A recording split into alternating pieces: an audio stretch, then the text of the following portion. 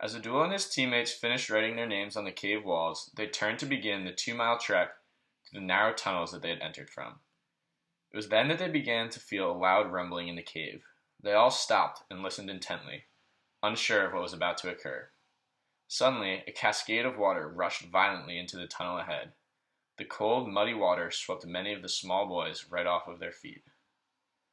The Wild Boar soccer team, made up of 12 11 to 16-year-olds, had entered the Tham Long Nang Nan cave in northern Thailand on Saturday, June 23, 2018.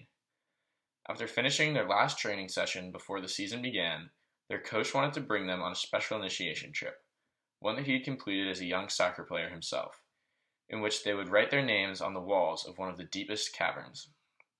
They ditched their bikes and shoes at the cave entrance and began the journey. While many of the players had explored this popular spot before, they had never traveled so deep. Back in the rapidly flooding cave, the frightened teammates began shouting for one another. As their panicked cries echoed around the rapidly filling chamber, their coach began rounding them up one by one. It was clear that they could not go back the way they came, as the passage was now completely filled with water, and none of the boys knew how to swim. They couldn't stay where they were or they would be swept away, so they had no choice but to continue on deeper into the caves. They scurried along, scraping their feet and shins as they weaved in and out of sharply winding tunnels, sometimes squeezing through passages only 2 feet wide as they desperately tried to outrun the flood. Eventually they reached a small high ground and paused to catch their breath. The water was no longer roaring by, but in either direction, the tunnels leading to their current location were filled with water. They were stuck. As everyone began to realize the situation they were in, they began to argue. "We should swim back. What will we eat? No one will ever find us here. We're going to die." The coach was sitting in a corner with his head in his hands, devastated. The parents of these children had trusted him to take care of their kids, and he had brought them deep into a cave during monsoon season. How could he be so stupid?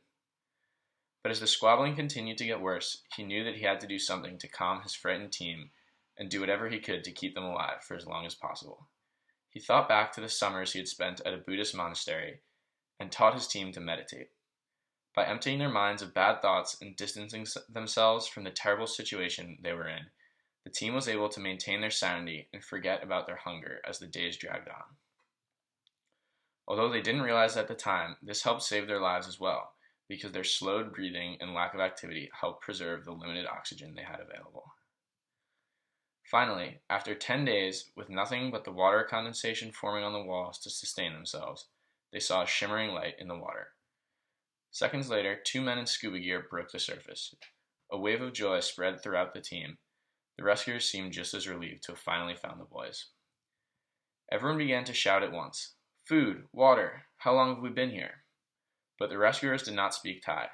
They were elite divers from the British Cave Rescue Council. Fortunately, Abdul, who came to Thailand as a refugee, knew English.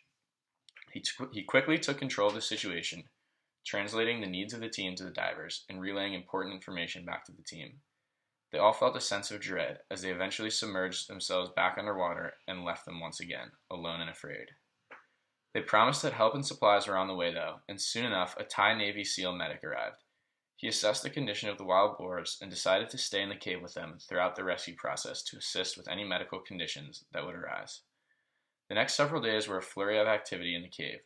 Divers would come in and out with food and supplies. The boys still had no idea when or how they would get out, and nobody seemed to have an answer for them. They were unaware of the global effort going on 2.5 miles outside the cave that had doctors, divers, cave experts, and engineers from across the world trying to figure out how they would get the team out alive. With time and options rapidly running out, the most risky method was decided upon.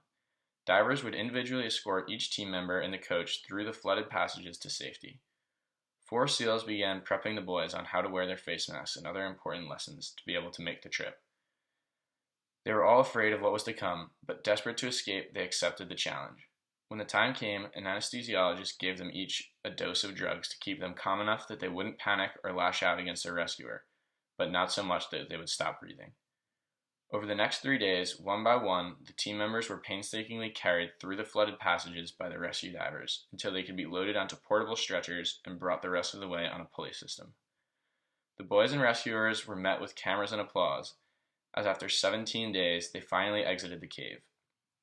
They were overcome with joy as they were whisked away in ambulances.